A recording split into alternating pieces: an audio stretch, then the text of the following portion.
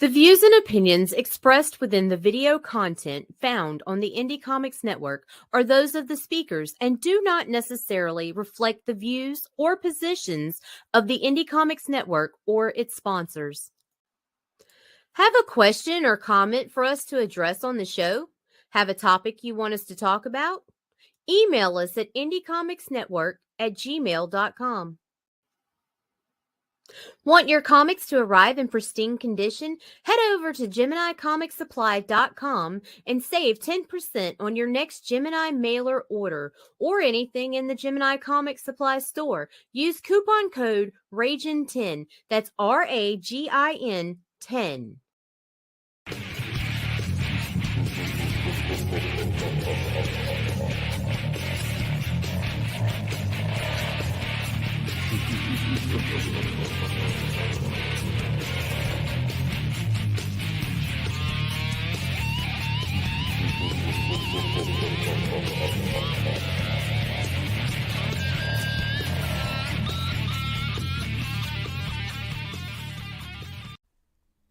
Eager Raven returns to Kickstarter in issue 5 of this breakout full-color series.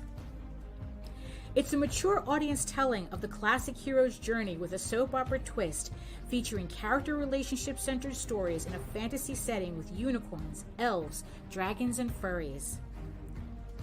In issue 5, Eager Raven competes on the tournament circuit, but finds the road to knighthood paved with resentment, jealousy, and a growing obsession threatening to derail her hard work, which only worsens when the Dragon Lords find out what she's up to and sends a familiar face to bring her back.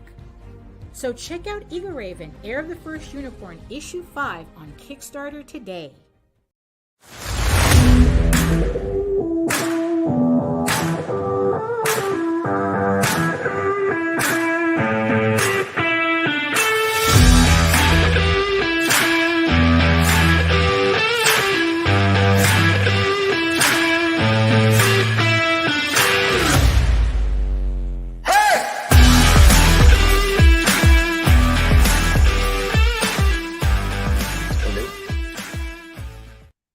Anybody there?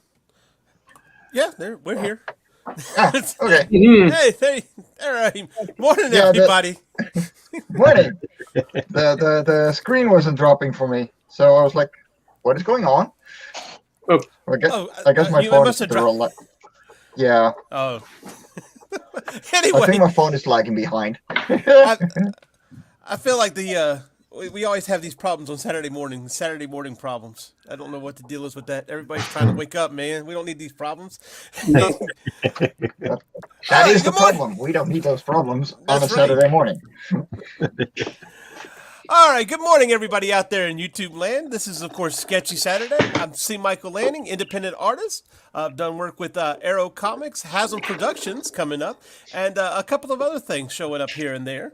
We're going to go around the room, tell everybody what we're working on. Me personally, I'm working on a book that I'm doing with J.D. Calderon of the Oswald Chronicles called Eating at Innsmouth. So you'll be seeing me pretend like I know what I'm doing. Anyway, Mike, tell them who you are and what you're working on. Hey everyone, I'm Mike Jim DeBruin of Fairies and Ants, and I am working on Live on Chorus 6, The Bond, page 25B.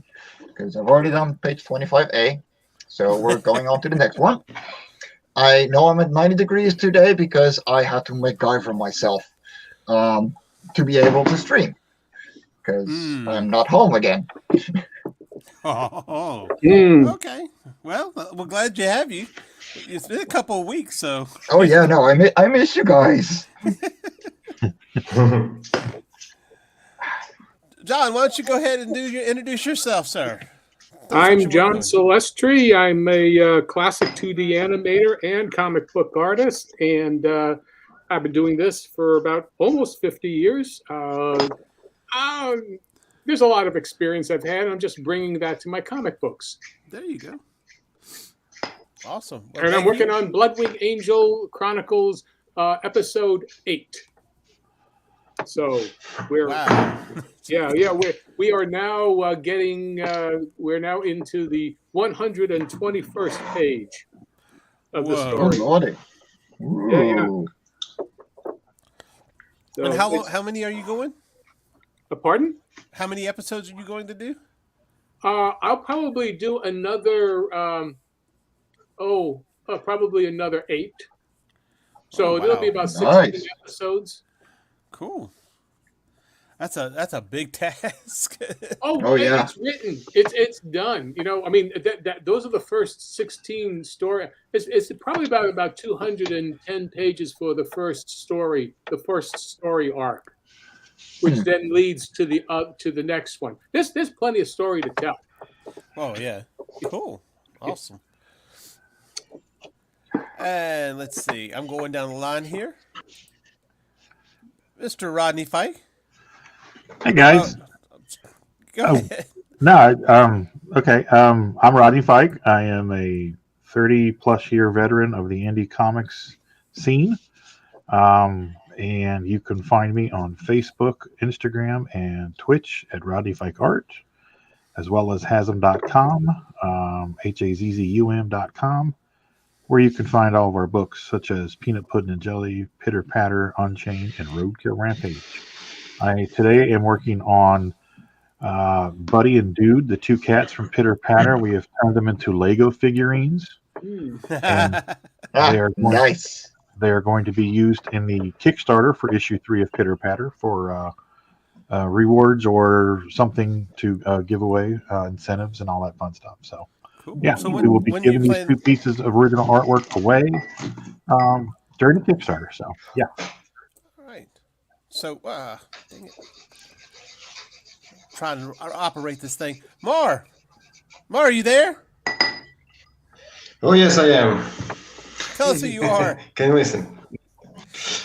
I'm MarV. By the way, I get always jealous when everybody says that 30 years in comics, 40 years, 50 years, and all that. So let me think a little bit about something that I can relate to comics in a bunch of years. Okay. So I'm MarV. I've been reading comics for over 40 years. There you go. Own it. That's it. 40 years reading comics. And I've been working with Furs and Ants and Arrow Comics 4.0. And I'll do some traditional art today. Don't know why exactly, but today I'm going to do some traditional drawings. So let's have some fun and talk about comics, guys. Awesome. Well, look. Okay, but that's not traditional white paper, Marv. What are you using to draw today? I'm using this is Mitentes paper by Canson. I don't know if you can see this. I'm watching on my tablet, yes. But I don't know if you can see the name. Right. Yeah, so, we got you on the big screen. Okay, so this is the paper that I always use for my illustrations. This is a very good paper because you have texture in one side and it's very smooth in the other. I knew about this paper thanks to Jeff Lafferty, which I'm a huge fan. And usually people say that the tools are not a big, don't make a big update on the art that you're doing. But in my case, it did, because I started using the same materials that Jeff uses on these illustrations, and my art just became just huge step ahead. So if you can find this paper, there are a lot of there are sepia tones, black paper, blue paper, whatever you need it in color wise, you can find it. And I really encourage you to find this paper and try it, because it's an amazing paper. Very delicate, because you can't press too much with the pencil, but I really encourage you to use it. Cool. And I'm drawing with white pencil. All right. And I see you're wearing a Sin Killer shirt today. Yeah.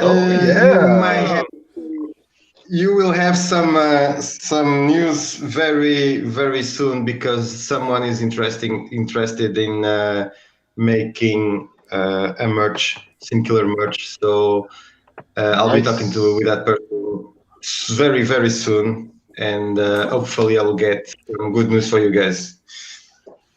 Cool. Awesome. Awesome. That's good news. Thank you. Thank you. Good to hear. So this week, guys, I was kind of thinking, especially when you're doing this, you want to produce as fast as you can, but you want to do it with quality. Are there any tricks or shortcuts that you've learned over the years that you'd like to share with us? Oh, totally. Don't An worry about your anatomy? pencils. Don't worry about your pencils. Do it all in the inks. Do it all in the inks? Oh, yeah. There you go. I don't know if that works for me. Because I don't sometimes it work like for me in inks I have to see it clearly, and it doesn't work well for me to just, but not like you do it, Yeah, and for me, it depends on the piece, or it depends on the groove that I'm in. That too. Yeah. Yeah, if I've been drawing all day and I'm in the zone, then yeah, I will just loosely pencil and then just go to town with the inks. But to your point, see, sometimes I need my guidelines. I need to be fed what I'm doing. Yeah. Yeah. So it changes. But one of the shortcuts that I learned, and was from one of my huge idols, at a very early age, kind of right about the time that I was starting, I was probably a junior in high school, was John Byrne. I don't remember where it was Comics Journal or whatever, it was a magazine. He, again, this is pre-internet. He had drawn this huge cityscape of the Savage Land in, I think, Uncanny X-Men 114. And he was showing everybody how he drew half the city, and he made a copy of that and flipped it and pasted it down on the page. So we only had to draw half the city, and it took him half the time. And that, for a young kid really just kind of getting started, I was like, this is brilliant. I bet. Yeah. And then he was one of the first people in mainstream comics that started using photographs of cityscapes in the actual comics. If you go back to his run on Fantastic Four and even in Alpha Flight, you'll see some of the backgrounds are photos of the cities. Ah, yes. Yeah. Of course, now that's everybody does it now. Yeah, It's a little easier now as well. Yeah, absolutely. My memory, Rodney, is back in what was it? I remember the first time I saw somebody using a photo for a background was what is it? Was Jack Kirby when in the Fantastic Four. Okay. When Silver Surfer and things of that sort. I remember seeing the use. There was so much going on, and that's again, that's like what, maybe 65, 66. Yeah. And I think if you go back, if there's any way of some of you getting it, I'd have to look back into my files to see where my comic books are and take a look, see if I can find them. But no, I remember very, very distinctly saying, "Oh, he's using," and this is letterpress back then, or offset. Right. Yeah. And so I think, okay, well, this is cool. I mean, because it's basically the same kind of printing early on that you'd be using for newspaper printing. Yeah. Yeah, that's crazy, because it's interesting that you say that, because John Byrne was a huge Jack Kirby fan. Yeah. So I'm sure he was heavily influenced by it, and I kind of remember seeing what you're talking about in some reprints.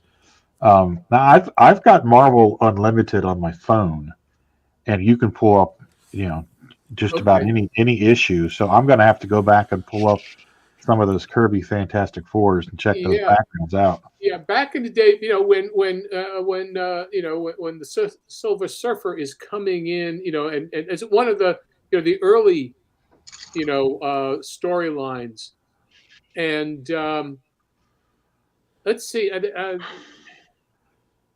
I don't know how they did the reprints. Okay, but there's a certain startleness that you get when you open up a pulp paper comic book and seeing that kind of montage. It was kind of a collage. Yeah. That he was doing. It wasn't. He might have done a photostat and then pasted up the Silver Surfer on top of it. Yeah. Wasn't Steranko kind of doing that kind of stuff too on Nick Fury? Yeah, but Kirby was already doing that. Right. Yeah. Probably a decade before. Steranko is like 70, right? Yeah. 68, 69, 70. That's yeah. But because I was such I was a Marvel fan. I was like 14 years old, 15. By the time I was 16, I was out there. I was done. Every now and then I pick up a comic book. But when I started reading comics, it's 1957. When I'm at 8 years old. Or 7 years old. And then until about 1964, when I turned 15, at the end of, the late 15, I'm like, and then I turned into 65. I'm a junior in high school, so I'm 16 years old. So I had my hands full doing other things. But, right. So therefore, my memory is of the Marvel of that time period and backwards. Yeah. So you've been a fan since the beginning, basically. Oh yeah. Well, yeah. That I remember when when the Clancy Street Gang, was a thing with Thing. Oh. Oh yeah. So but I remember I'm sorry. This is old man talk. That's all right. No, go ahead. No. Keep going. Okay. We're enjoying this. Okay. I remember reading the first few letters to the editor by Jerry Bales when fandom started for real. When he was talking about, and this is before Roy Thomas. This is when the first mimeograph copies of Alter Ego came out. Talking about the old golden age comics. So we're talking about 1960, 61, 62. And I remember seeing Harlequin, the first Harlequin, comics. I mean, like the original Harlequin comic. Right. They would do reproductions, and they were also tracings and redrawings and whatnot. So it was a very different world because you couldn't find any you couldn't see, there was no real fandom, and so to get your hands on comics, people say, okay, well, that's old stuff. I said, yeah, well, yeah. So when I remember getting when Fantastic Four started and when Spider-Man started, I remember, and Thor, and I remember grabbing those first issues and just keeping them. So those number ones are all there. Damn. Wow. So yeah. Anyway, but it was a different world, and you had to grab your information as you could, and basically, like, was it All for a Dime? What was it that there was that book that All for a Dime that chronicled all the various original golden age superheroes. Mm-hmm. And so anyway, that's the world. It's like, where's Randy when you need him? Randy, remember what it Oh yeah. Yeah, Glenn. Reading says yes. I mean the Yancey Street Gang. Well, it's Saturday morning, and I've got coffee. And that's it, No, I knew it was Yancey, but I wasn't going to correct you. No, not the Yankee Street. It's the Yancey Street. Yancey Street Gang. Yeah. because when he had his own title, he was always talking about the Yancey Street Gang and all that. So yeah, that was a world that it was the kind of thing where back in those days you read comic books at the barber shop while waiting to get your hair cut. And I remember, seeing a very strange book called The Marvel Family there. I asked the barber if I could buy the comic, and he says if he would sell it. And he says, it's an old comic. This is 1959. And what I had stumbled across was the very last book in the Marvel family and the Captain Marvel series. It was the last one then there were none, and that was the last time the Marvel the Marvel characters were printed. So I gave him 5 cents for it. Nice. Wow. So John, keep my if you record this is for posterity, because there ain't many of us right now. So when you bought your comics, were they at the barbershop, or did you go? I mean, there weren't spinner racks back then. Did you? No, there were magazine racks. Yeah, that's what I was going to say. Yeah, the spinner racks came in probably the 70s. Yeah. That wasn't what we were doing back then.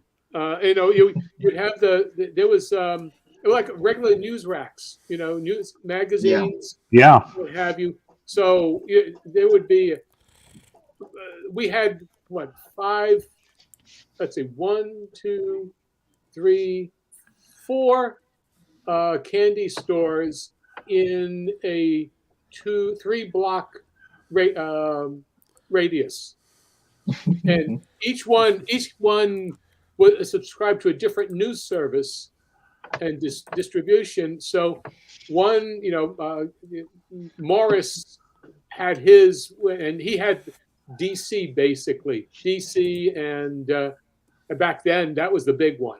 Okay, and then there was another one across the street, and Marvel. What he used it was a smaller candy shop, so he had a different place. So you'd have Marvel comics there, and then another one had Charlton comics. So, and that's basically, those were the 3 major comic book, shops, publishers, and maybe there's another one that sort of had a mix by the candy, the candy store that was right underneath the train station, the elevated, the L, and so he got all kinds of stuff there. So, anyway, that's how I got my comics. That's crazy. Look into the chat this morning. Glenn Fleming is there saying he just found my 40-page scripted layouts for my book, The Black Diamond. Something else I have to finish, as if I don't have enough to do.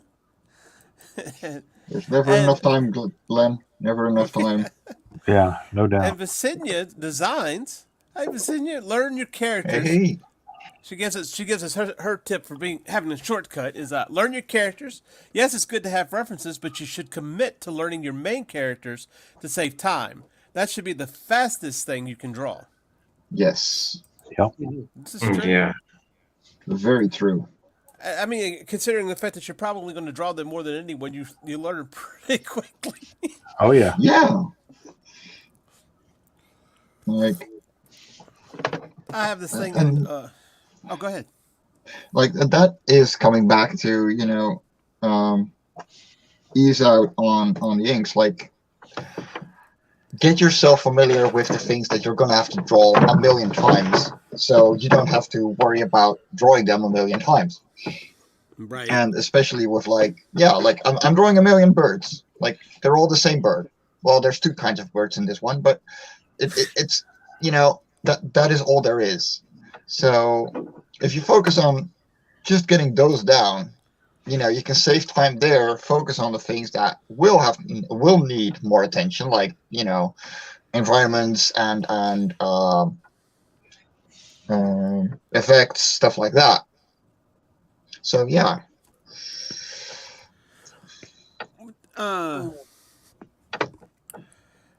I know in some animations and stuff, they have a, of course you have your turnarounds and you do that with Mm-hmm. your character designs and stuff. But I've also seen it to where it has like them kind of what's the word? Where they're separated. The parts of the character are separated. Like you have the head and the body. That way you can turn those individual pieces and piece them together. That's that. In the old days, you would be able to do that, on layering with animation cells. Okay, acetate, and that's what you're basically doing when you're doing the layers. But you have an infinite number of layers in computers. Acetate, and so there's just a difference in how you design things. With acetate cells, with old school ways of doing it. You only had a maximum of 6 layers, because the acetate would you'd see the coloring, the thickness of the cells, and you'd be shooting down. So you would have to simplify your design, and you couldn't do so many, things, layers. So, there was a lot of redraw sometimes. But yeah, design-wise, you're rotating your characters are the most important thing. Learning how to do that. Mm-hmm. Well, and even having that expression sheet, like we saw with Russ last week with the Batman. Oh yeah. Even have that expression sheet to just go back to it. I'll be honest, I'm not as always prepared as I should be.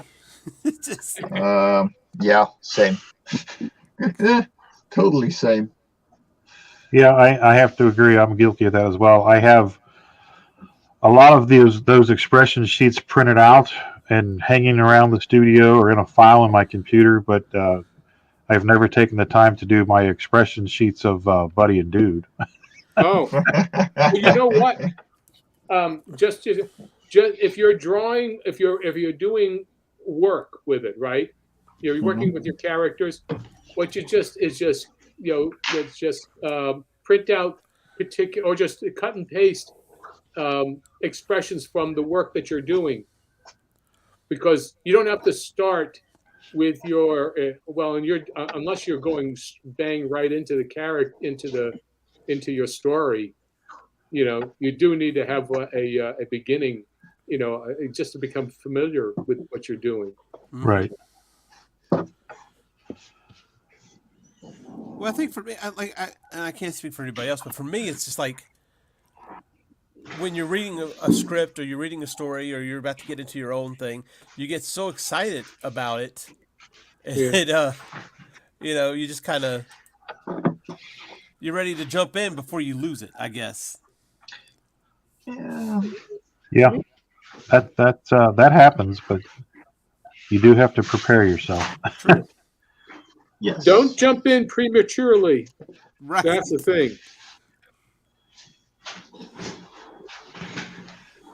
Yeah, because I know when on issue 1 of Pitter Patter, because I was trying to find these 2 characters, and I've just have pages and pages and pages of just cat heads that I was drawing. I was trying to pull them out of my head. I had no idea what they looked like, what they were going to look like. I just knew I needed 2 cats. And I just drew probably 6 or 7 sheets of cat heads, and eventually I found them, and I was like, okay, so this is Dude, and this will be Buddy, and so I isolated those 2 heads, and I started drawing them until it became muscle memory, and I was like, okay, and then I started working on the bodies. Okay, one's a little slinkier than the other, one's beefier, one's got a bushy tail, one's got a thin tail, and I just started going from there. But if you see issue 1 and compare it to I'm getting ready to start drawing issue 3 here in probably a week or so. But compare issues 1 and issues 2, you can see the evolution of the characters. Oh yeah. Just like when you look at old Peanuts strips, you see the evolution of Charlie Brown and Snoopy compared to what he was doing in the 80s. Mm-hmm. You know, looking at those Legos, have you planned on? You know, there are places that actually make the Legos. Mm-hmm. Have you thought about doing that? No, actually, we haven't. I don't know how much that runs. I don't know how much they run for, but it could be a very cool extra tier. Oh, I'd be down for it. Yeah. Just depends on how expensive it is. Right. Well, considering the heads, I'm not positive how that would work. Right. MarV, that's awesome, dude. Yeah, man. There are different kinds of head templates that you can go off of. So, yeah. That'd be kind of cool. That was just something I was looking at. It's like, oh, that would actually be pretty cool. Oh, yeah, totally. Hey, we're always trying to come up with new things for the Kickstarter. So, actually, Tina was like, let's do. It was funny because she was at work and she texted me. She was all excited. She's like, let's do Buddy and Dude Lego figures for the Kickstarter. And I'm like, ooh. So my mind started going crazy. And she was sending me all these links to all these different types of cat Legos and stuff. So there you go. They came together pretty quickly. It's that inspiration striking. Yeah, exactly.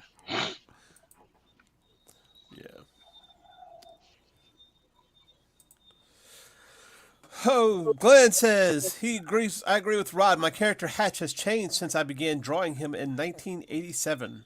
I like to think he's improved somewhat. Yeah, and that's the thing is I was really beating myself up for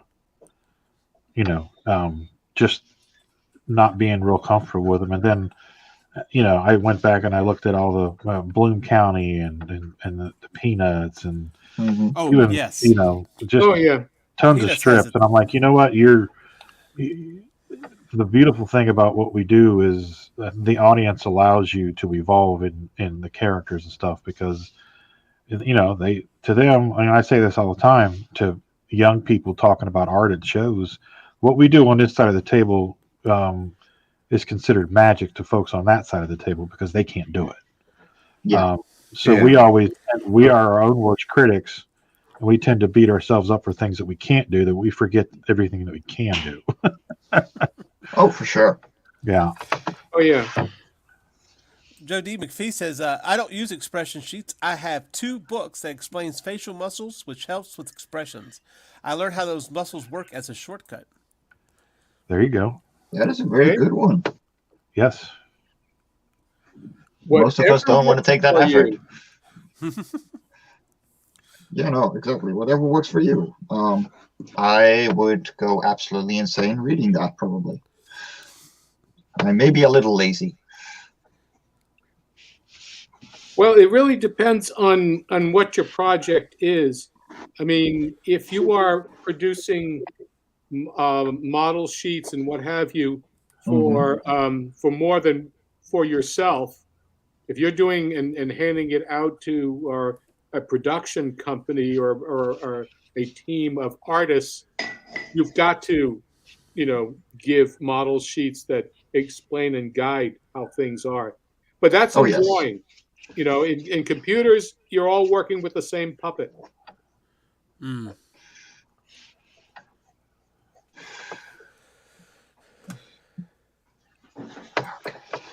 Lucinda says, I feel like MarV. I'm new to comics.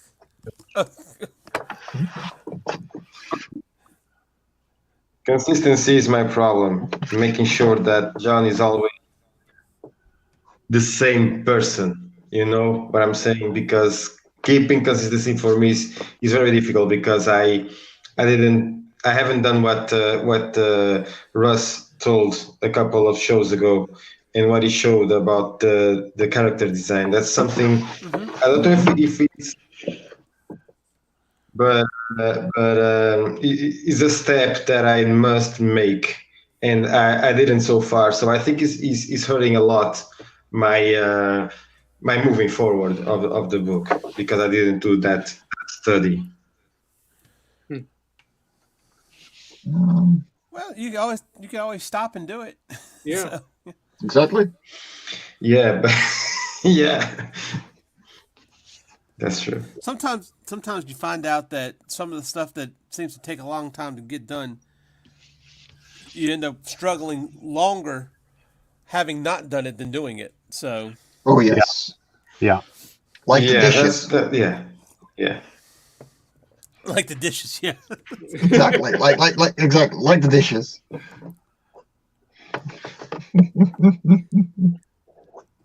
Yeah, I mean that works. I can imagine not doing the dishes and ready to eat. Then you got to clean the dishes. Now it becomes more work than it was.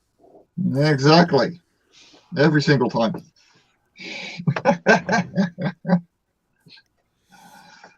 I got a funny quick story about Pitter Patter. I did issue 2, the entire issue. Penciled it, inked it, colored it. We're looking over it, and Tina says, don't cats have whiskers? Oh. Mm. Oh no. So I had to go through the entire book in the computer and add whiskers. Yeah. Mm. Yeah, so familiarity with your characters, folks, is very important. Yeah. Wow. Wow. Well, you can Yeah. all you need to do is put a layer on it, right? Or Yeah, that's exactly what I did. Yeah, That's It's a good thing it's a line. yeah, but it was just once again you're beating yourself up way harder than you have to, but it's just Yeah. like, oh my God, how can you forget that? Mhm. Yeah. Well, okay. So in Love on Korra 1, you have the main character, which has, and they have a colored nose. Like most of the body is gray. They have a very clear fur pattern.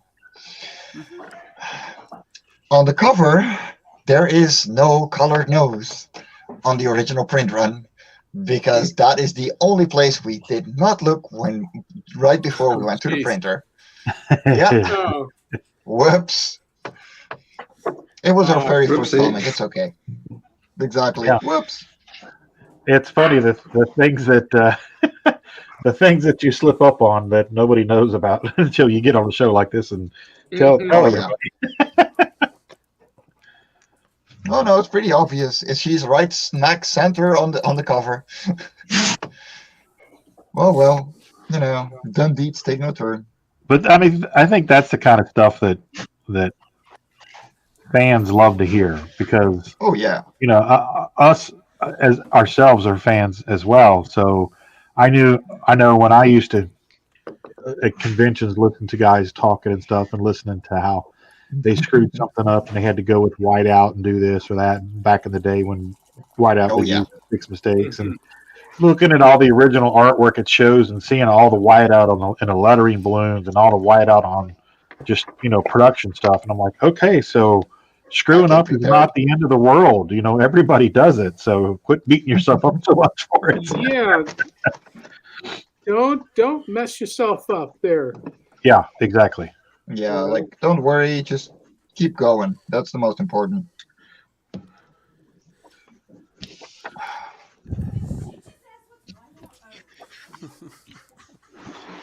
Okay.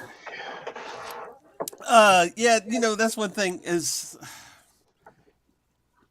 trying to you look at other people's stuff and you're like, mine doesn't look like that. Yeah. It doesn't look like that. What am I doing wrong? I gotta get the right pencil techniques. What do I do?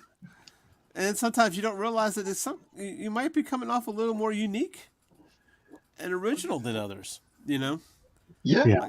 Like I look at Sam Keith and he hates his art. He hates it. Like, don't tell him he's a good. You think he's a good artist. I don't know if he'll get mad at you, but he won't be happy with it. He'll argue you, which is a huge imposter syndrome, right? Oh yeah. But it stands out. It's something that you can look at and you go, "Oh, that's Sam Keith," and Mhm. It's Yeah, what your voice is, you know. I mean, your drawing is your voice, and you can't help. I mean, that's the way you sound. Yeah. You know. Yeah. And everybody That's very hates to good. hear Yeah. themselves recorded. So, Oh, yes. do I really sound like worst. that? Oh, yeah, you do.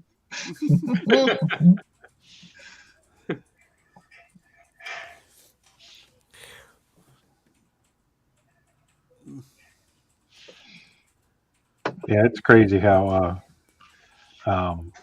people beat themselves up over stuff, and then you're looking at it from your perspective and going, Jesus, I wish I could do that. So, Mhm. Yeah. Once again, we are our own worst critics, and we are our own stumbling blocks, for sure. And the worst part is there is someone right next to us that is going, I wish I could do that. Yeah, exactly. Yeah.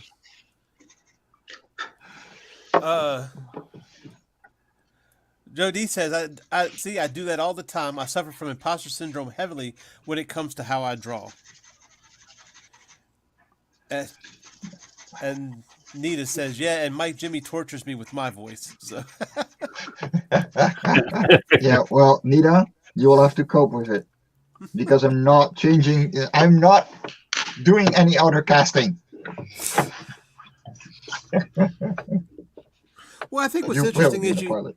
you hear your voice on recording, and yeah, you sound like that on the surface, but there's kind of a spirit to your voice that people an essence to your voice that Oh, people yeah. capture live. That No. yeah, you sound like that, but that's not how we hear you. If that makes sense. Well, it's like I hate my voice. It's like you're how in your mind's eye, how you envision yourself physically, how you look, and then you look at the mirror and you think, "Oh, that's not me," because it's you have in your mind the image of what you look like, and it's sometimes it's bad, not. yeah. Yeah, it's not what's reflected back to you in a mirror. When I listen to myself while I'm talking, when I listen to myself without being listening from a device, I listen to myself, and I can tell you that I have like a George Clooney voice, But then when I listen to myself from a device, I hear myself like a cheap knockoff of Antonio Banderas. So you can see the twist. Okay, so imagine I'm George Clooney. Okay, when I listen to yeah, that's Antonio Banderas, but a knockoff, really cheap knockoff. Oh. So you can see how. Marv, Okay, so Marv, that's only the quality of your microphone. I hope so. I hope so. And, You just made MarV feel a hell of a lot better. Invest in technology, and you'll feel much better about yourself. Oh yes. Or worse, like me. yeah, or worse, like I think I hear myself really.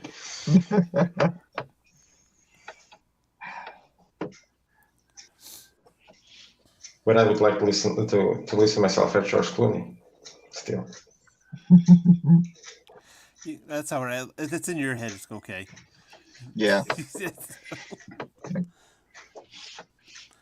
So if I call you George by accident sometime down the road, you'll know why. Antonio. As long as Antonio. A lot of people like Antonio Banderas' voice. He's a desperado, man. Yeah, but the problem is he doesn't. Yeah. El Mariachi. But you're talking about looking at the old comic strips, Rodney, and like Peanuts and stuff. Peanuts changed so much. He started to streamline his character designs on those guys. Like Snoopy doesn't even look. I mean, you could tell it's Snoopy, but it's not even the same. Yeah. Yeah, he had a hard reboot or transformation or evolution, whatever you want to call it. But yeah, it's striking. Well, I mean, if you look at the original Garfield, you're gonna laugh your ass off compared to what we're used to now. Like, Oh yeah, man, Garfield Oh, was right, ugly. Yeah, he was. He was just kind of a fat, lazy. That's what he was. He He was was just kind of a blob. he was a blob. Yeah, no, like Garfield was like the thing that people imagined him to be Right. compared to the design that we got familiar with. Like, when you think about a fat cat sitting around, like, yeah, the original Garfield fits the bill perfectly. Like that is my own cat right there. Well, Well, you know, Sherman, Yeah. they're talking about you. well, you know, Garfield didn't start off as the Garfield comic strip, oh no, and no, no. No. and they don't like to talk about it. He doesn't. John, not John. Jim Jim- Davis. Jim Davis doesn't like to talk about it, but it started off about John. It started off about the Yeah, animator or the cartoonist. It did start off about the cat, and the cat kind of took off. So then it kind of veered that way. Garfield was kind of the supporting comedy. You know, John was the Yeah. straight man, and it still kept that dynamic. Although they made John Arbuckle look like an idiot sometimes. well, yeah, but like John was the straight man. He was the naive straight man, where Garfield was the sarcastic know-it-all. Right. Which makes for a great duo, and really it is one of the oldest duo dynamics, like buddy stories that you can make. And you still see it in a lot of cinema and books and pretty much everywhere because it works. It makes for easy comedy. Oh yeah, that's what Pitter Patter is. It's Abbott and Costello. Yeah. Oh, you young guys don't know Abbott and Costello. Oh, come No. on. Mhm. Who are you talking to? Me, Who's on apparently. first? That is Look, still I'm not rated one of the best movies out there, right? Like it still comes up on lists. The Abbott and Costello Meet Frankenstein. Oh yeah. Oh yeah. This is beyond my time, and I am sorry. Oh, Ah, my. oh, look up Abbott and Costello on YouTube and watch who's on the baseball Who's routine, first? and you will Who's on see first, perfect timing because it's all in one take. Oh, those guys. Yeah, okay. Yeah. Yeah, okay. Who's on first? What's on second? And I don't know who's on third. Yes. Well, No, you had. yeah. It gets confusing because you have Abbott and Costello, and then you also had Laurel and Hardy. Laurel and Hardy. Yes, Yeah. thank Well, you. those are very different people. Yes. I know. Oh, yeah, no. Very Um, different. But Laurel and Hardy were a lot bigger in Europe than the other guys. So, like, I wasn't too familiar with them because I did know their comedy, but name-wise, not so much. Well, Laurel and Hardy was more visual. Abbott and Yes. Costello happens after about 1942, 43. Laurel and Hardy were actually in the silence today. Yeah. They're the late 1920s, and then really they got paired up about 1929, 1930. So you had all of the 30s where they're all very visual, and it's Mhm. just it's all a body language and physical comedy versus Abbott and Costello is very verbal. Yeah. Does it even have sound? Yeah, Abbott and Costello.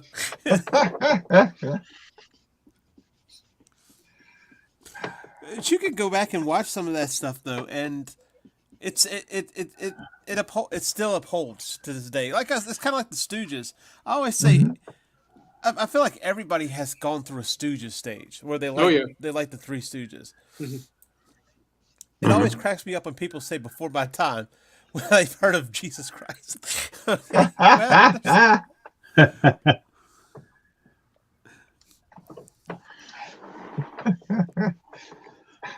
Yeah, but there's a difference between a drama and a comedy, and let's be honest, the Bible is definitely a drama. Some would say it's a horror movie. Oh, Well, I mean, I wasn't gonna go there, but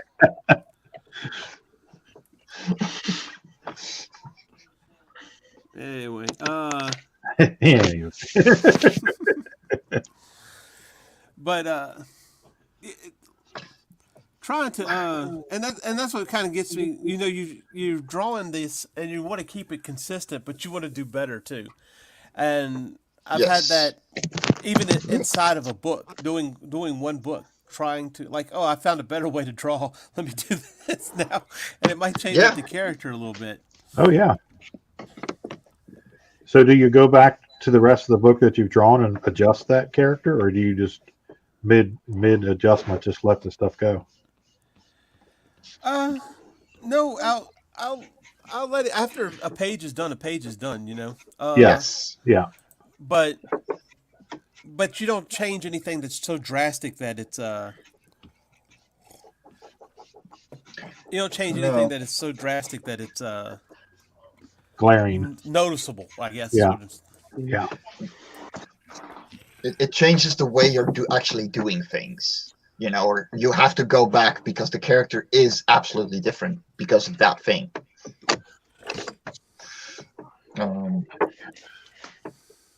So. Well, if you worked out with your basic elements, it's just a fine tuning, really. Right. Yes. You know, I mean, if you made the character tall, if you've got the dynamics correct to begin with, then you know all you're doing is just adjusting. You know, and so there's that aspect to it.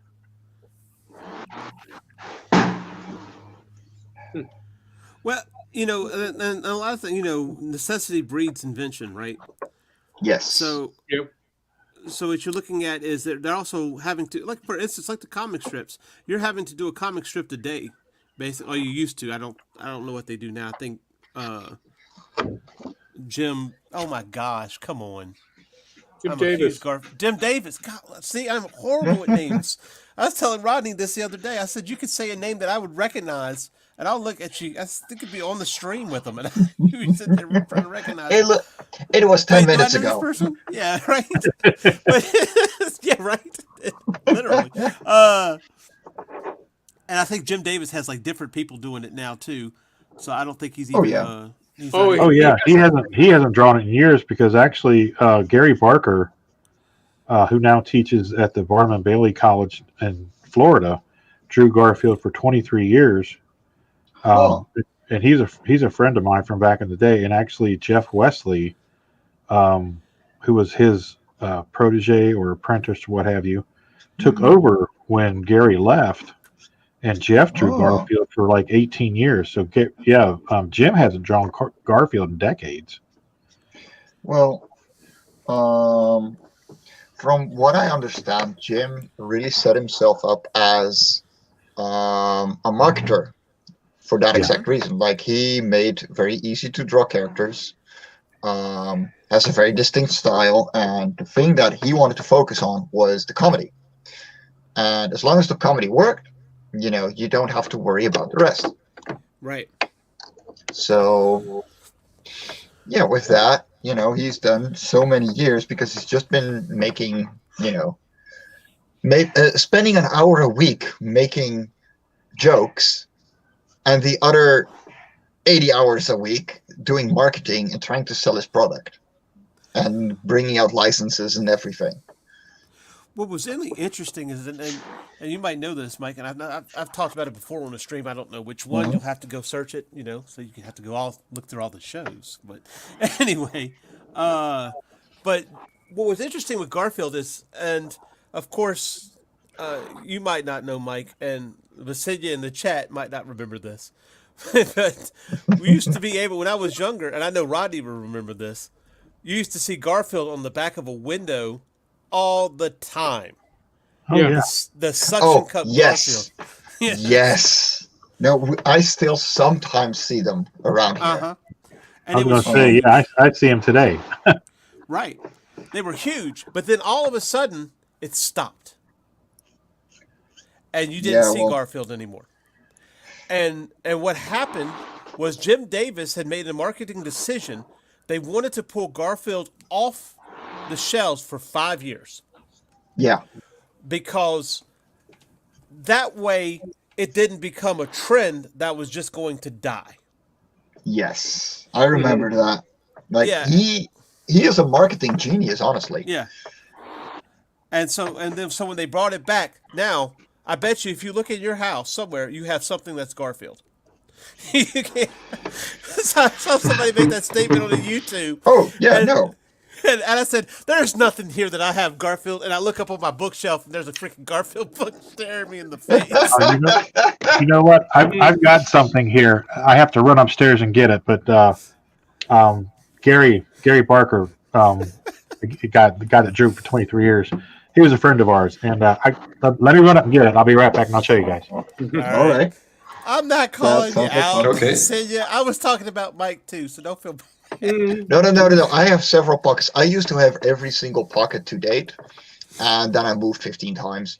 But man, yeah, I love Garfield. And like one of my favorite characters of all time. Legitimately. Well, his But, TV show I used to love was a weird one. Was Garfield and Friends, and of course he had many specials and stuff like that beforehand. Oh yes. But him and Heathcliff, man, you know, so, Oh yes. something about the orange tabby, even Top Cat for that matter. And Top Cat wasn't a tabby, I don't think. Oh, Jim- oh right. He's called Heathcliff over there. The dog, right? Huh? The dog is called Heathcliff over there, right? No. Heathcliff is another cat. That was Oh, it was a the different kid cat. Yeah, the kitten. no. No. This here it's a different comic strip. Heathcliff Yeah. was a more physical comedy kind of a cat. I did some storyboards on the show. Oh, did you? Oh, yeah. Right. That one doesn't. Yeah. You know, he wasn't as popular as Garfield. Well, but Heathcliff was. He was kind of a. He was a tomcat. He wasn't a tomcat, but he was. He was as clever as He Garfield. was a tabby. Yeah, he was like if Garfield had energy. Yes. Yes. Okay, here we go. All right, I'll put you up. This is Make it one- big. Make it big. Ah, yeah. This is one of my books from back in the 90s. This was our second title called Project Metaphors. Oh, that's awesome. And this was a piece we would take cardstock copies of our pages, of our pinups. Mhm. We would take them to shows and we would hand color them with markers and sell them. Yeah. And we were partying one night after a show, and Gary was with us in the room. And this is Gary Barker's colored piece. And if you look at the bottom, you see Garfield. Oh, that is cool. He's going, "Gah, color," because he always did the black and white strips. So yeah, that's and we That's just picked these gorgeous. up from the framers last night. So Oh, very yeah, cool. Oh, really? Oh, Yeah. that is awesome, man. Project Metaphors, another book of ours that never saw the light of day. Oh, Aw, that looks really cool, though. Thank you. yeah. Did Uh, you draw the? No, this is Dion Knuckles on the artwork, who also drew Superior 7. But actually, Jeff Wesley, the guy who took over for Gary on Garfield, drew issue 1 of Project Metaphors for us. Oh, cool. Ooh. So, yeah, I got a lot of things that never saw the light of day. That's great. Yeah, Yeah, well, I thought you guys would appreciate the little Garfield down Oh there. yeah. Oh yeah. Totally. cool. Yeah, like I said, everywhere doesn't matter. You're gonna find Garfield somewhere. Yes. Oh, yes. Joe asked the question: why did Liz come much later in the Garfield run?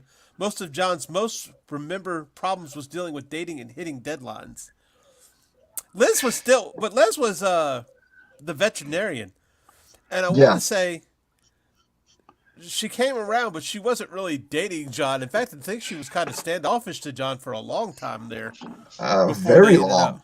Yeah. Yeah, no, like I think it was like 15 albums of John just trying to ask her out. Right, and she just.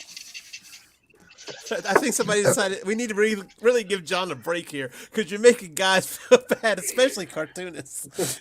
No, the thing is, like, she was pity dating him. Yeah. Constantly. Like, fine, I'll go out with you. Please stop out asking. And every single time, he would just completely ruin the date. Of course. And, yeah. Oh, in the movie, they totally destroyed her. That was not Liz at all. Oh, no. No, that was not Liz. No, that wasn't Liz. Liz. The movie completely missed the point in any case. Like, the point behind Garfield is he doesn't do anything. Right. Mm-hmm. And it's hard both to make a movie movies. No. But literally both movies were him doing something, which I understand because yes, it's a movie. You got to do something. But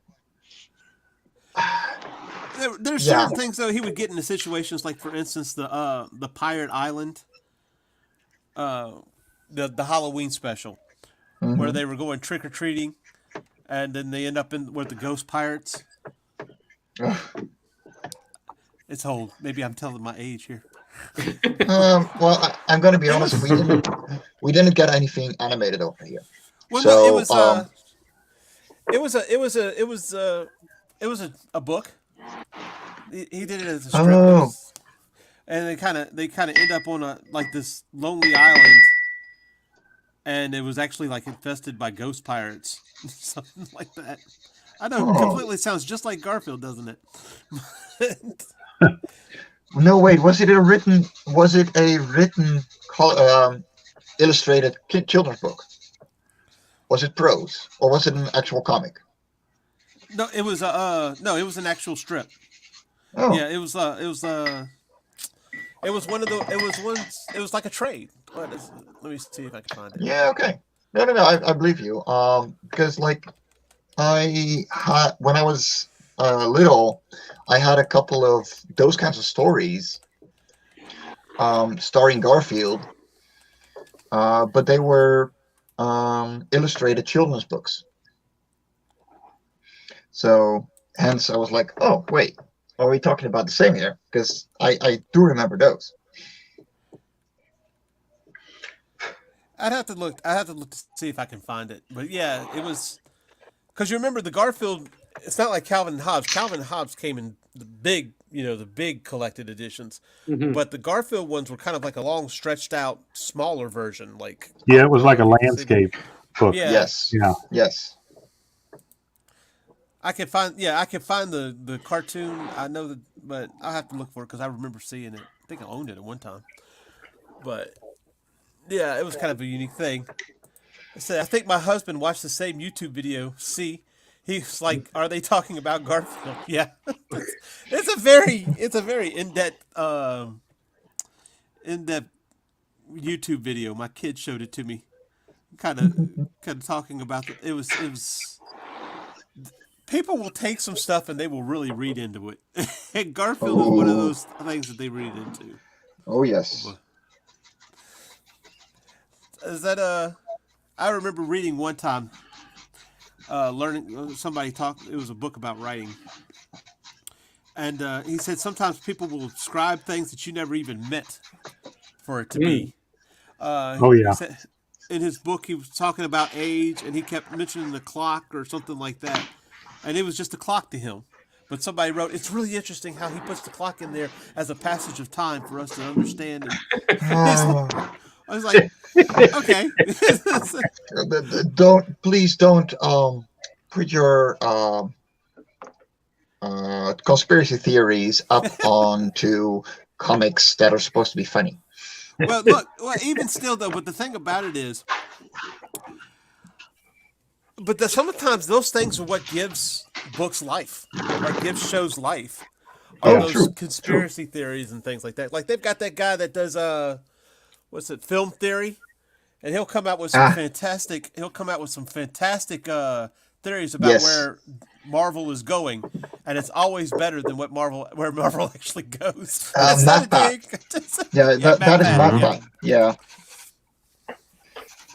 Well, that's the thing too. He does it really funnily, and he knows it's ridiculous and he's going overkill, but that's the whole point.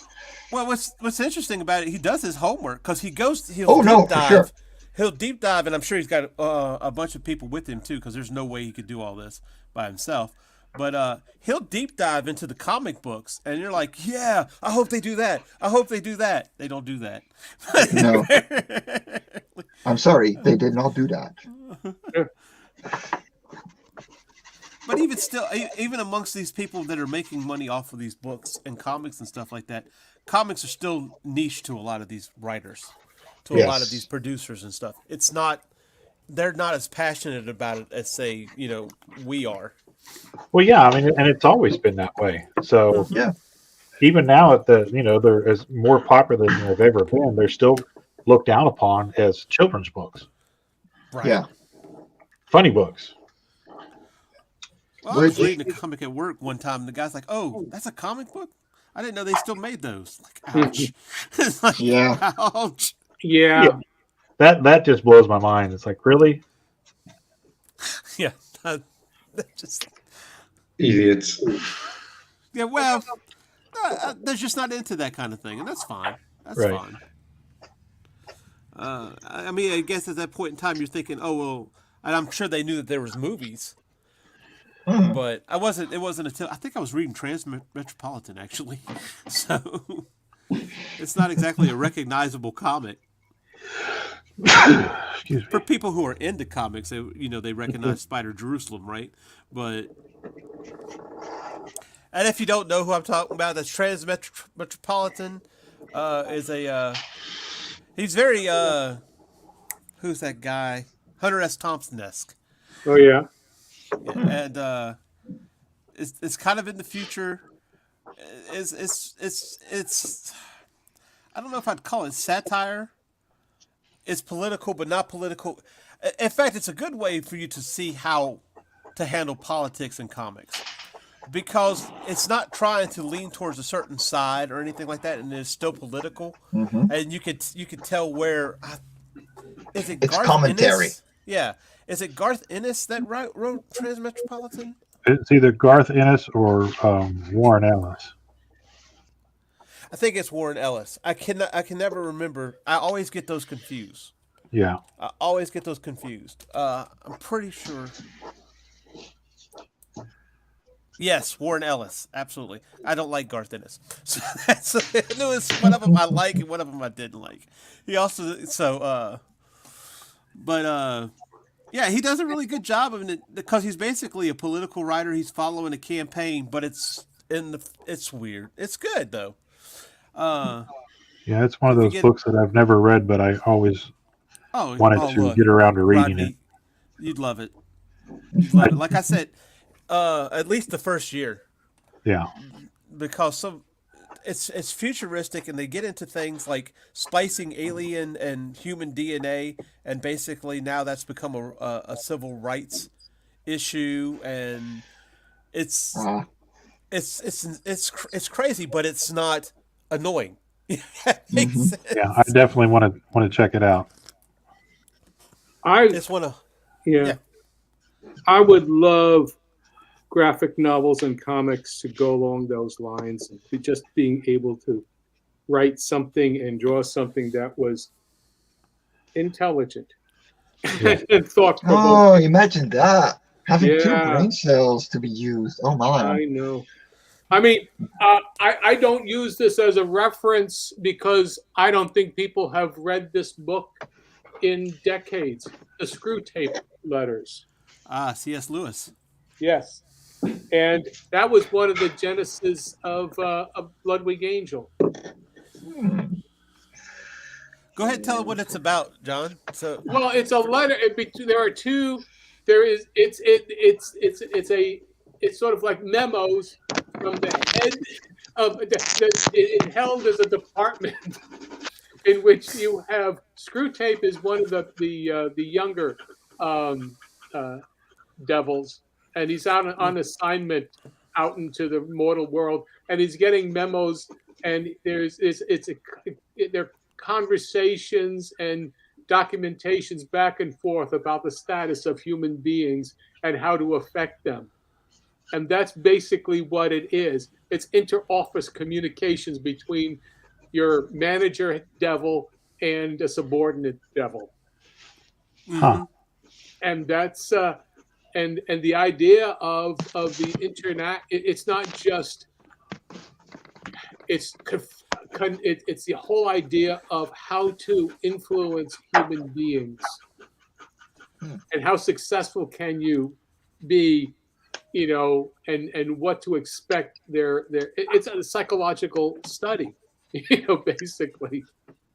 So it's the kind of thing that if you take it to its logical conclusion, instead of just having those are basically beats, story beats, little bits that you can use and create stories about human beings and how decisions are made morally. Oh yeah. So yeah, I know it doesn't look. It's not the same as as having blood curdling. Eat vampire. Vampire eats you, or you eat the vampire. Oh, but once again, it's something. It's more along the line of Mouse than anything else. Yeah. So is it a novel? Mm-hmm.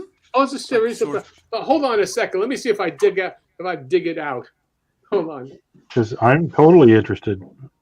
All right, hold on a second. Let me just. How do I get out of here? Oh, just mute me for a little bit. Okay. We'll be right back.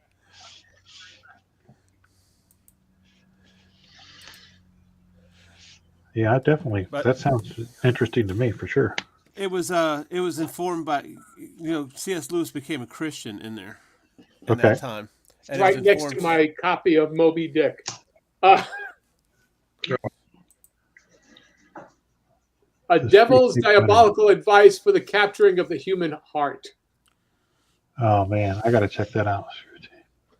Let me I'll read it out to you. A book that rings true to actual human experience, the psychology of temptation, basically. Temptation. The letters of the infernal Screwtape, a senior devil from a highly organized, computerized hell, deftly instruct his nephew Wormwood, a junior demon, in the art of winning over a young man's soul, not by a sudden fall into mortal sin, but by the routine and undramatic temptations of daily life. And this here was written in, I think it goes back to originally, I think it was like 1941 or so. Yeah, that's incredibly intriguing to me. Yeah, that's it. The preface here is, C.S. Lewis, 1941. Huh. That's his preface, and it was written that it was dedicated to J.R.R. Tolkien. Yeah. Oh, there you go. So that's the kind of stuff that, to me, we are missing as a society, the ability to write and draw and talk and just communicate, exchange ideas. Yeah. Yes. Yeah, no, I agree. You have to either be on one side or the other, and it's very confining. We have so much to talk about and so much to do as an art form, and that's where I really am spending most of my time. Whatever small thing I can do. But this is again, we all have passion projects, and people who are here on Saturday, we could maybe reading what we're doing, watching what we're doing, and okay, we're drawing, but to what end? What stories are we telling? What are we doing? We all have to make a living in some way or another, but if you can inject something, and this is not about, we're talking about truths and communication and conversation and telling stories. I mean, what's his name? The Twilight Zone in its early years was basically that. Right. Yeah. Yeah, that was the whole essence of it. It wasn't even trying to. It was just there's certain moral truths that everybody ascribes to, whether they know it or they don't. And when you and it's about facing those moral truths. And sometimes they like to label something on top of those, and it's just not. It's not as simple as that. It's Right. Yeah. I mean, if you here's the thing: is that you can challenge somebody's moral truth, and the idea is you have to have some substance to begin with. There are certain things that do happen, so you can start talking about it and saying, "Well, why do this? Why do that?" Basically, you could go back to the Sermon on the Mount and have at the beginning. You could do anything you want. You could say, okay, what was different between the Sermon on the Mount and the Roman gladiator, dying for entertainment? Yeah. I mean, but the whole idea is to debate. If you can't willingly debate, then that's the society that doesn't really go anywhere. Right. Stagnant. And yep. Oh, sorry. This is old man talk. I'm. No. No, This is very, very now. I completely agree. Yeah, it's the people are afraid to exchange genuine ideas anymore because fear of being canceled or whatever else. They're it's kind of like the classical liberal waking up to find out now they're being labeled right wing. So it's kind of like whoops. Yeah. How did the hell that happen? Like the point is everyone has their own arguments, everyone has their own view, and while they may look political from distance, there are way more views in one person. You're not even seeing 1% of their entire life, let alone the amount of thoughts and experiences they have. So be able to discuss and not even debate, but just being able to discuss and try and understand. Well, let me ask you this question. Well, go ahead. Okay, I'm sorry. If you disagree, you can debate over that, but for the most part, you'll find that it doesn't matter what political side you're on, you're going to agree on a lot of things. Right. So let me ask this question now: if you're writing a story, do you know where the line is drawn to where you how you stress your own personal ideology in it and not be preachy?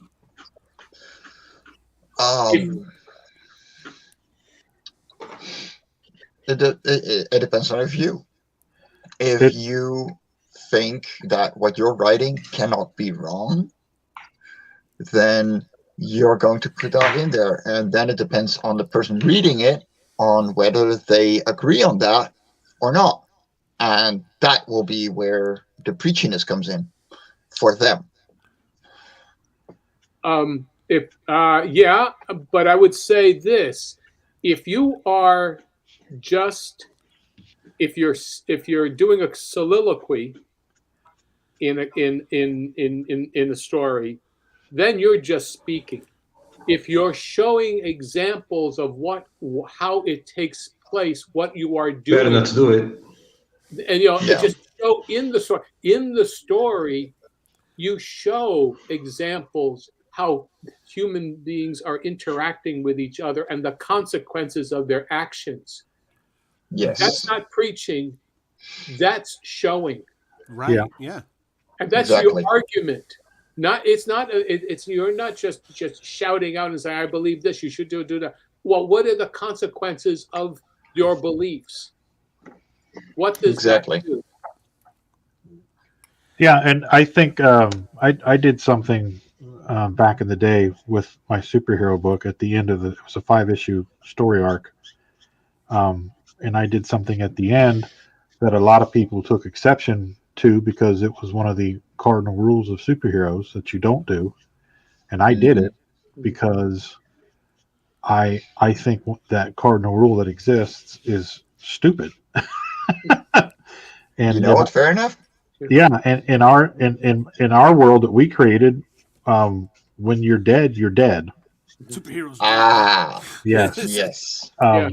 So super villains will have consequences for their actions, and that's what I did. And I had a lot of people come up that were invested in the series and not happy with what I did at the end with the characters. But I'm like, hey, you know what?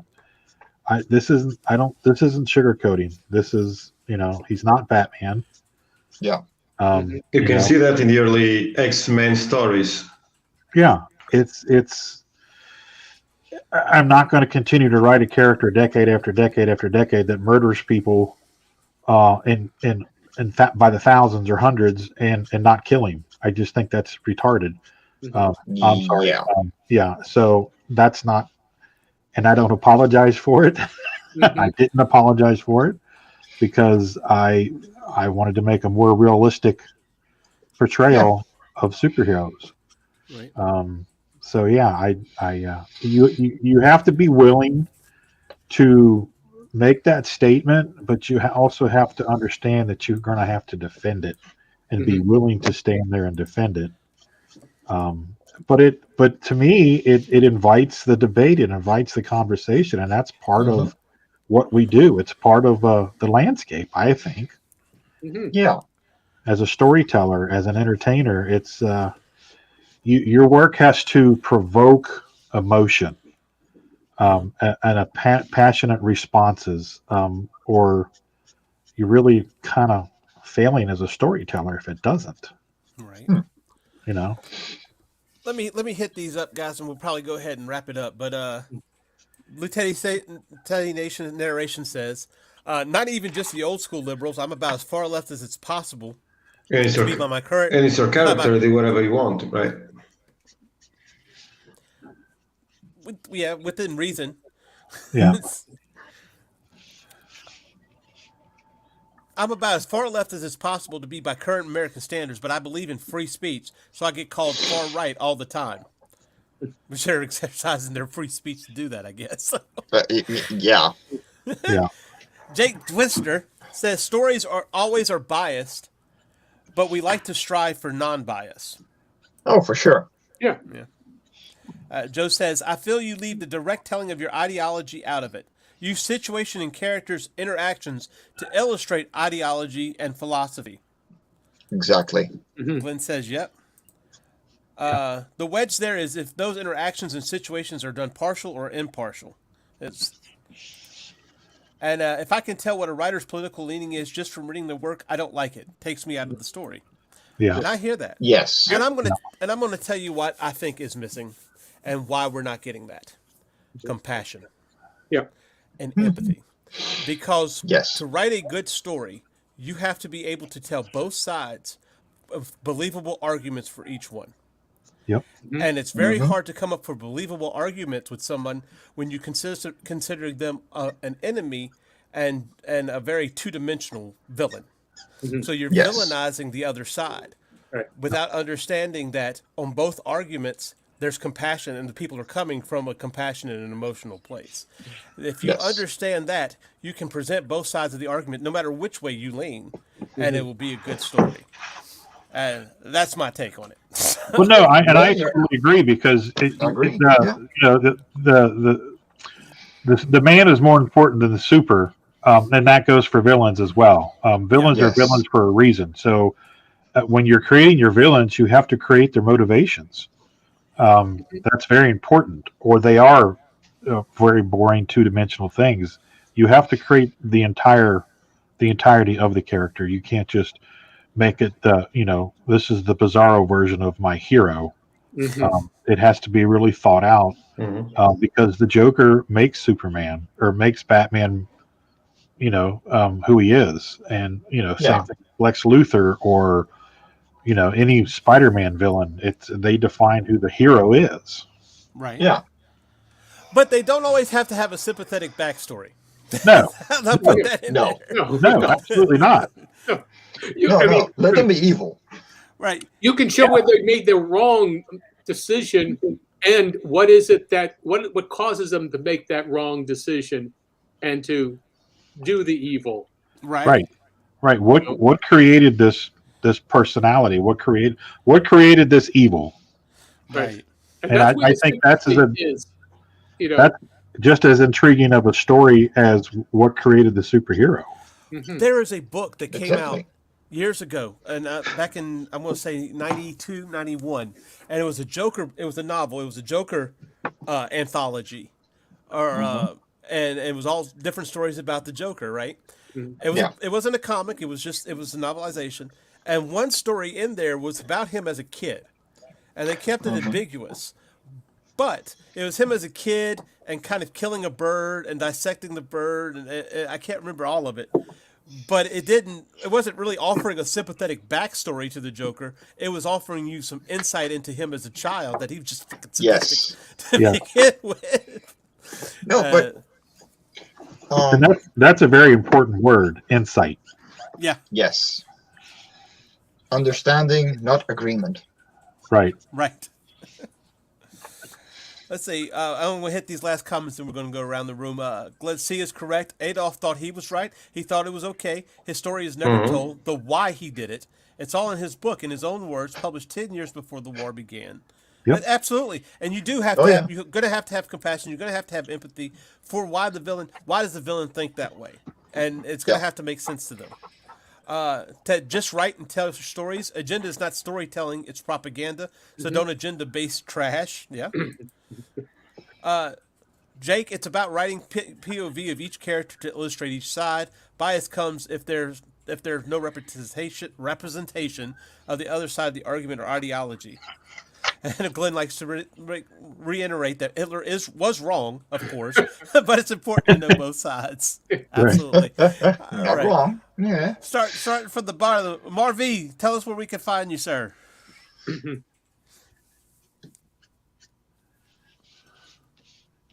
I think he's lost. No. He's just behind. Oh.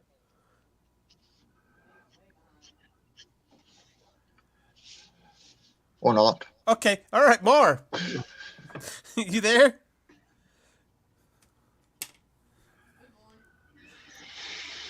All right, Rodney, go ahead and tell us where we can find you. Hey! All right, I am Rodney Fyke. You can find me on Facebook, Instagram, and Twitter under Rodney Fyke Art. You can also find me on the Hasm YouTube channel or hasm.com. That's HAZZUM.com, where you can check out our books, Pitter Patter, Roadkill Rampage, Unchained, and Peanut Pudding and Jelly. I am on the Indie Comics Network on Thursday nights, 8 o'clock Eastern, for Thursday Night Throwdown with Sean Forney and other guests, as well as here, and on Tuesday nights, most Tuesday nights, on Dispatches Outside the Box with the whole Hee Haw gang. That's right, because he's not going to be on there this week, folks. Yeah. Unfortunately. All right. Oh, John, you can find me. Can you hear me? Yeah, we can now. Yeah. Sorry. You're about a minute late. Can you hear me? Go ahead. Oh. Completely lost it. All right, back to John. Get me off of there. Okay. John, well, you can find me on here on Sketchy Saturdays. I'm on YouTube on my channel, John Celestri, and I'm at Facebook at John Celestri. I don't know if I'm doing any more Twitter with the way things are going. It doesn't seem to be I don't think a anybody's doing place to do anything. And so, anyway, you'll find me, and maybe I'll start having a website of my own. I don't know. I got to see what the pros and cons of doing that. Yeah. Anyway, and there you go. All right. Mike. Hey everyone, I'm gonna switch the camera around and just hold in my hand for a minute, so to show you what I've been up to. I'm Mike doing with DeBruin of Fairies and Ents. You can find me up on Linktree/Fairies and Ents. And if you look for Kickstarter for the volume of Love on Korra, Volume 1, so that is coming in January, be sure to sign up and follow around, because it's going to be a big one, and we're going to have an awesome hardcover variant. Later this week, I will drop the main volume cover by my colorist, so be sure to check out for that. All right, awesome. Sweet. And of course, I'm Michael Lanning. You can find me on Dispatches from Outside the Box Tuesdays at 8 p.m. Eastern, where this week we'll be talking about board games and how that might have influenced creating comics. Also, you can find me at my Linktree, / Michael Lanning. Let's see if I can get Marv back up here. I'll tell you what. You can find MarV on Facebook, where I find him at. Of course, he has his Sin Killer. And so just check it out. And hopefully this next week back on Sketchy Saturday. So with that, see you next week. Stay awesome, lovelies.